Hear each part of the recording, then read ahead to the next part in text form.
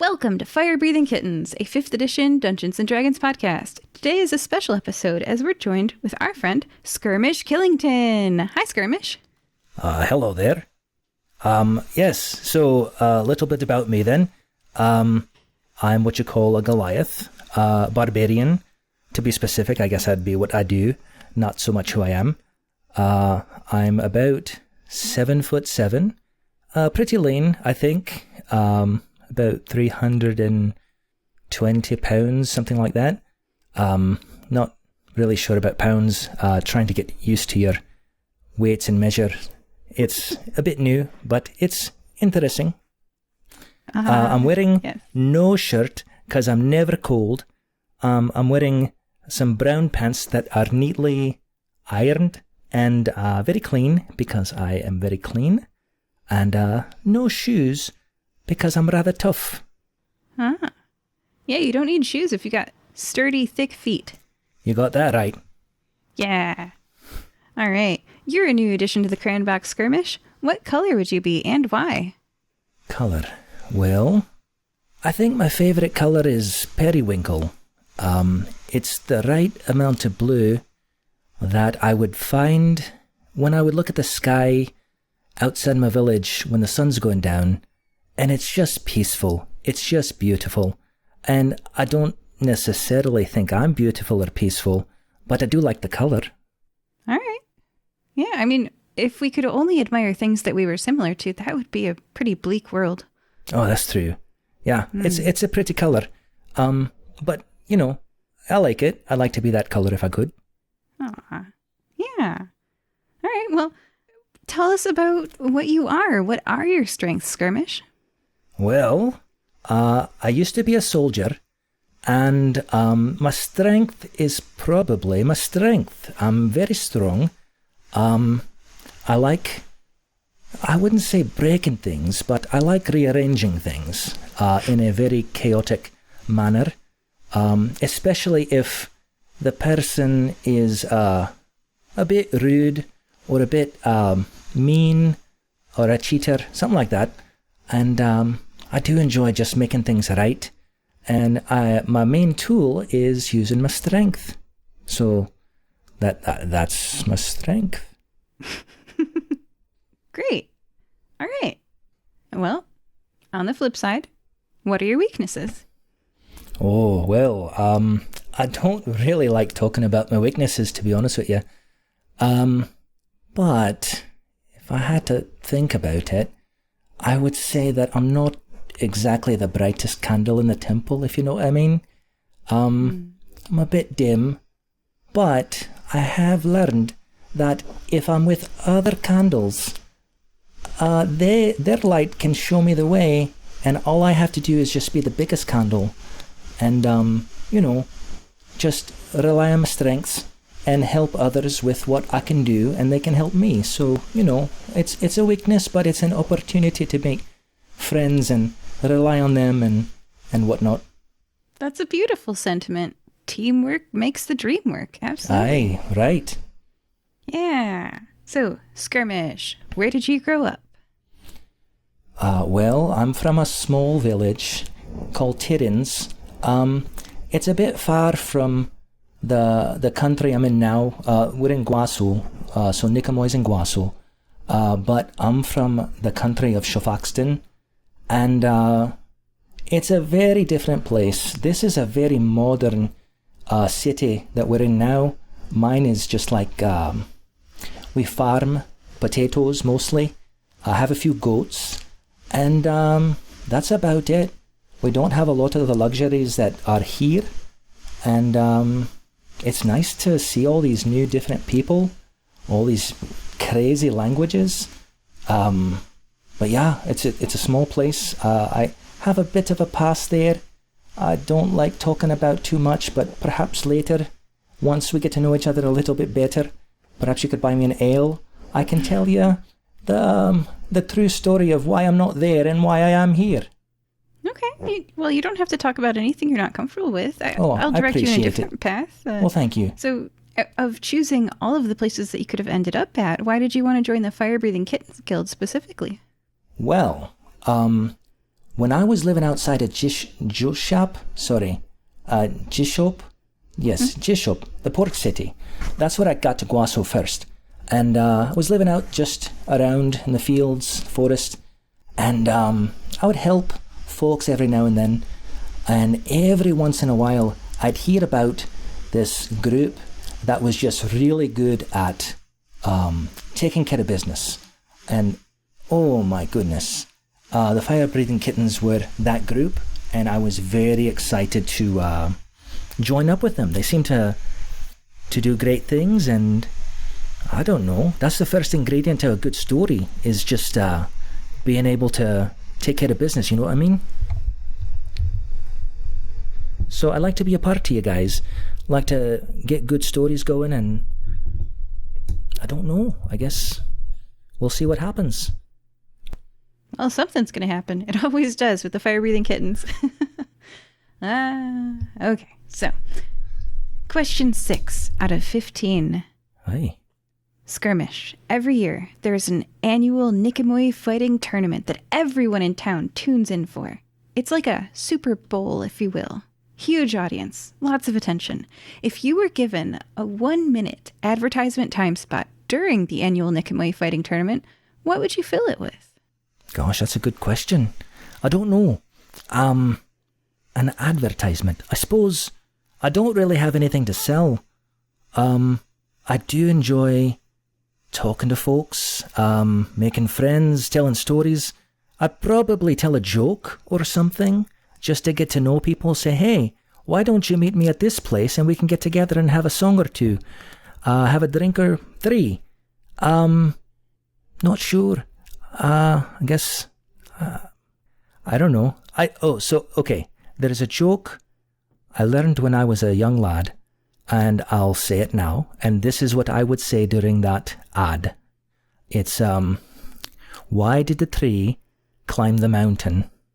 Do you know why the tree climbed the mountain? Why? Because he was trying to he was trying to escape the roots of his problems. Whoa. Well, it's not that great of a joke in common. It probably sounds better in giant, sorry. I'll blame that on translation. No, I mean, that is quite the motivated tree. Wow. Yeah, a lot of our humour in our village was mountain-based, living on the mountain and all. Yeah, I get it. So yeah, that's the ad then. Hey, I mean, it's better than the fighting tournament. Oh, I didn't say it. All right, so question 7 out of 15. Skirmish, what do you like doing in your spare time? Well, I suppose I like trying to do my best as far as seeing how good I am at certain things and trying to beat that. So like setting a record and then beating it. So for example, how fast can I run? How many potatoes can I eat in a minute? By the way, my current record for eating a potato is 7 seconds.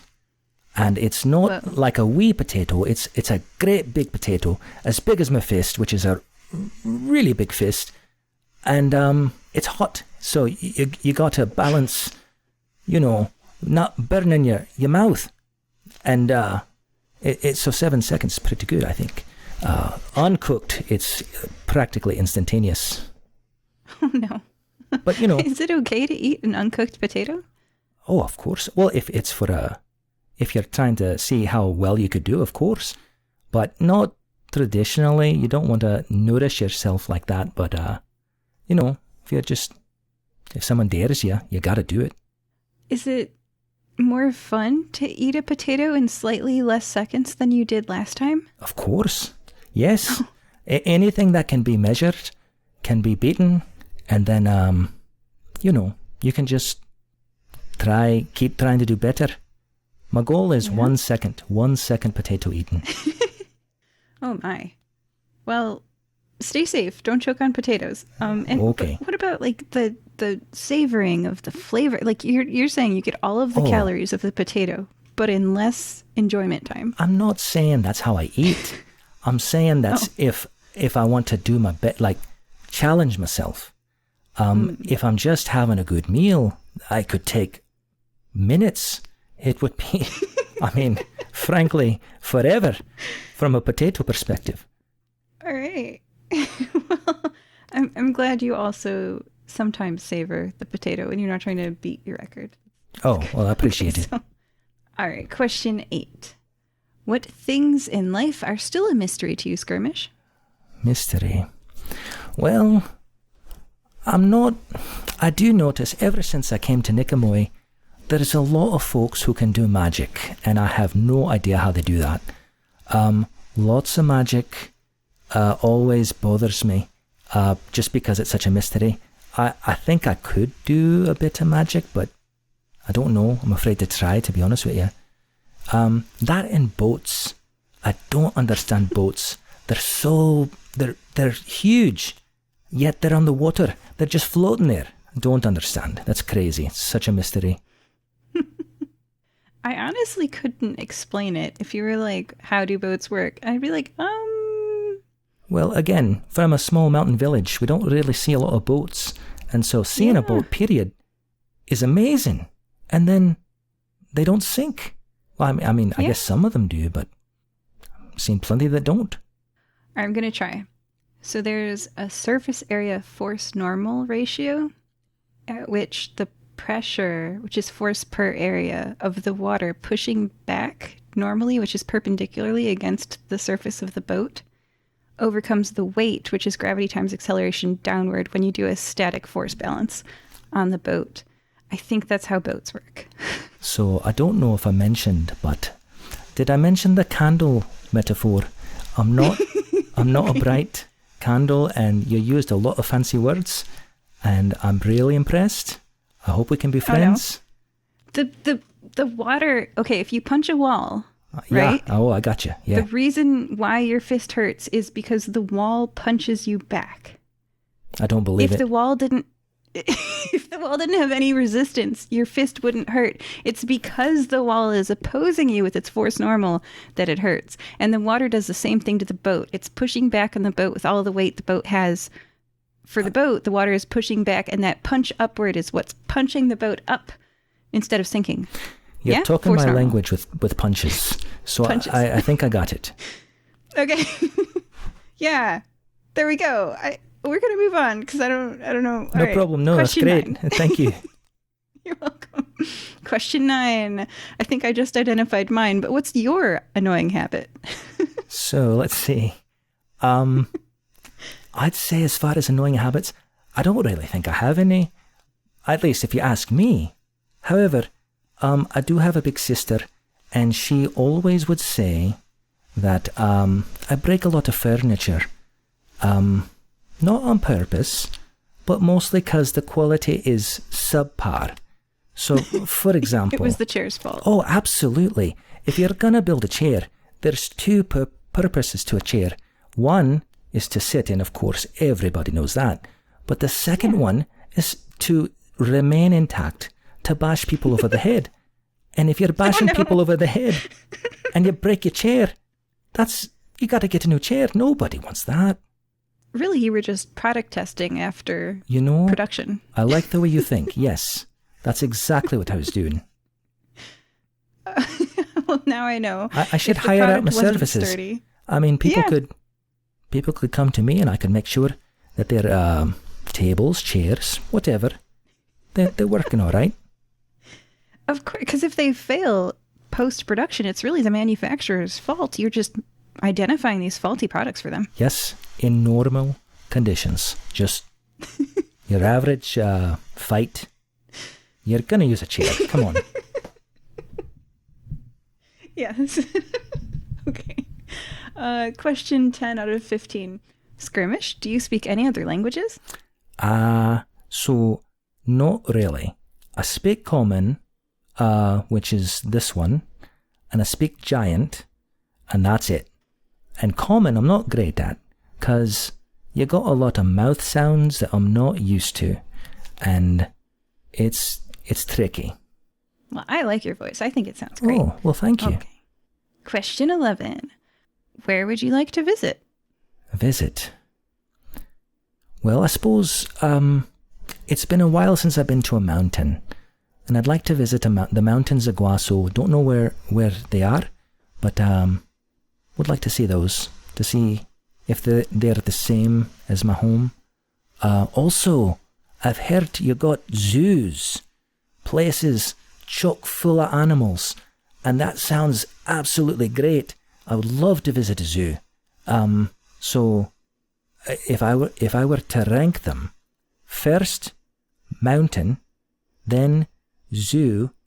If there is a zoo on a mountain, that would be perfect. You heard it here, DMs, for future adventures. Mountain first, zoo second. Zoo absolutely. On mountain, that would be fantastic.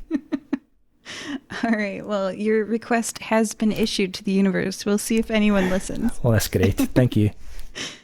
All right. Question 12 out of 15. We are approaching the silly region of the questions. Do you like pickles? Pickles? I don't know if I've had a pickle. I've heard the pickles. They sound good. I wouldn't be opposed to a pickle. Now, are they like, they're not like potatoes, right? They could be potatoes. Oh, then I would absolutely love them. You could definitely pickle a potato. Oh, are you? Really? Then for sure, yeah, I would love pickles. Really, all you need for pickles is salt, right? I don't... You could pickle anything. It's not really technology we use. Everything's so cold in my village that we don't need a... I've heard pickling is for keeping food good, and mostly it's cold, so it's like the food stays good, or we eat the food and then not a problem, you know? So pickles, it's new. Especially if you're farming potatoes. Mostly potatoes handle themselves. You're like, you're good. Right. You got a potato, it's good for a while. Exactly. Yeah. Yeah, pickles, I guess, are for the inferior food farming products that need help. I didn't say it. Themselves. Oh, no. You got to pickle it because otherwise it can't handle the time. It just can't handle it. Right. It's to toughen them up. I understand. Cucumbers. What are they even doing after 3 months? Come on. Oh, sounds gross. Yeah, that's what pickling's for. All right, so, question 13. A penguin walks through that door right now wearing a sombrero. What does it say? And why is it here? So, not sure what a penguin is, but I do know what a sombrero is. And a sombrero usually means a party. And so I'm down with the party. I would invite the penguin. I'd ask him, hey, where is the party? Can I buy you a drink? Maybe we could share some stories. It's my favourite, just telling stories. Maybe enjoy a song or two if there's does the penguin play an instrument? Does it sing? Oh, you'd have to find out. Then I would ask. Yeah. Yeah, so I would ask, do you play an instrument? Do you sing? Do you have money for ale? Do you have any good stories? Can I wear your hat? There'd be lots of questions. Hopefully he'd be accommodating. Yeah. You'd really have to... This is charisma check time. You'd see what you roll. I'm fair, but not great. So maybe the penguin lets you wear its hat, and then some music plays, and yeah, depends how you roll. Well, yeah. I'll give it a go. All right, second to last question. Skirmish, what would you like remembered about you? If I were to be remembered, I think it would be that I always fought for what was right, and I helped a lot of people. I don't like when people get cheated or swindled. I guess that's the same thing. But it just bothers me, and I want to make sure that I set things right as far as I can. And so if I can help, I would like to. Also, that I told the best stories. So like if they're eulogizing me, they're like, oh, Skirmish, he was the best at telling stories. And then they would hopefully tell one of my stories at my funeral. Maybe even the one that got me to the funeral. as long as it was a good story. That's why I'm doing what I'm doing, you know? Yeah. Gosh. Shouldn't think about that one too much. It's all right. It's all going to happen to us. None of us are getting out of this alive. Question 15. So, Skirmish, what is one message you would give to your fans? Last question. Fans? I don't know about fans, but I'd say, what do they say? Stay in school and do your best, listen to your mum, and, don't be afraid to stand up for what's right. That's the most important. The truth is important. I agree. Yeah. All right, well, you heard it here, folks, and you will see Skirmish in an upcoming adventure. Thank you, Skirmish. Well, thank you. I'll see you later. Goodbye. Bye-bye.